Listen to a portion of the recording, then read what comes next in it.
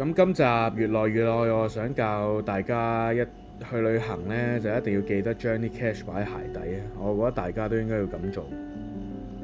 咁我同我啲 friend 講呢招嘅時候，我個 friend 阿正就話吓，唔係個個人都識咁樣嘅咩？咁我話心諗，咁即係其實你而家鞋底都有一大堆 cash 喺度啦。咁點知佢第二日就俾人偷個銀包咯。咁我都即刻話：唔驚啦，你成個鞋底都係 cash 嚟噶嘛，你話你識呢招噶嘛。跟住佢話佢冇擺咯，佢啲 cash 俾人偷晒，佢冇晒 cash。咁我心諗，咁你學咗呢招嚟把撚啊？咁所以佢就啲錢俾人偷晒，佢啲錢擺晒喺個銀包嗰度。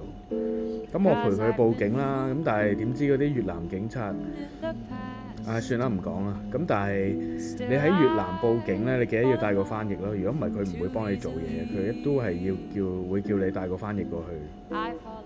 咁所以大家去旅行就記得擺定啲 cash 喺鞋底啊，即係當你鞋底又有啲 cash，個篋又有啲 cash，底褲又有啲 cash 咁，個賊都唔知點偷你好。多謝大家。